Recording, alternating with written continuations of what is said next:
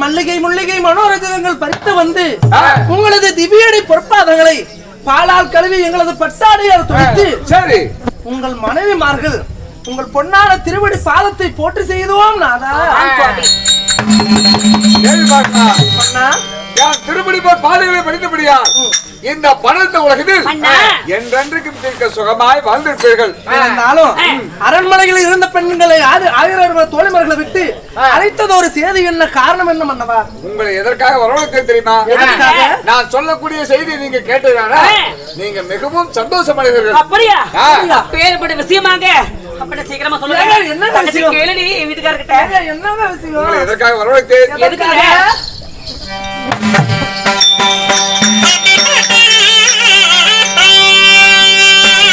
வாங்க சத்திலாக பாகதான்.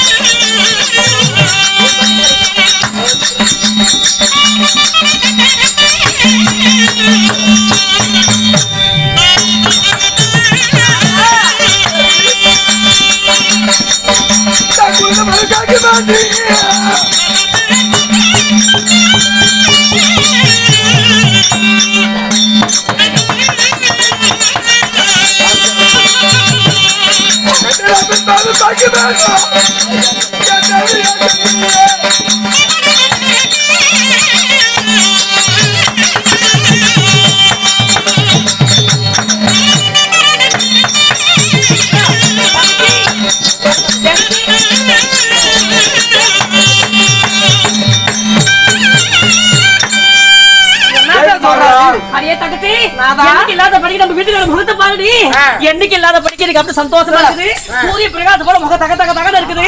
ஒரே சந்தோஷமா எங்க வீட்டுக்கு இருக்கிறாங்க. என்னன்னு தெரியல, ஏதுன்னு தெரியல, ஒண்ணுமே புரியல. என்ன கேள்வி நாதா? என்ன காரணம்? ஏது விஷயம்? அழைத்தீர்கள்.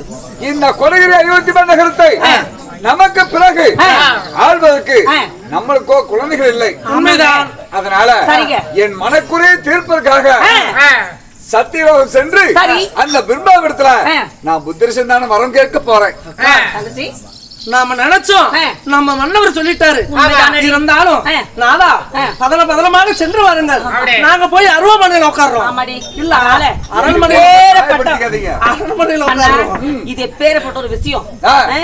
தருத்தன முடியோருக்கு தவ புதையல் கிடைத்தத போல இத்தனை வருஷமா ஏச்சலுக்கும் பேச்சலுக்கும் இந்த நாட்டு மக்கள் எல்லாம் எங்களை எப்படி பேசிருப்பாங்க. நாங்களோ அதாவது நாங்க கூட வீட்டோட இருக்க கூடியவங்க. இந்த ஆண் மக்கள் எல்லாம் நீங்க நாடெல்லாம் போய் வருவீங்க. உங்களை பார்த்து உங்களை குழந்தைன்னு சொல்லி எத்தனை பேர் தவறா பேசுவாங்க. அதனால நான் புத்திரசந்தான வர வாங்கி வர்றேன். நீங்க அரண்மனையில் பத்திரமா இருங்க. பதனமாக சென்று வரங்க. சென்று வாருங்கள். ஆகட்டும்.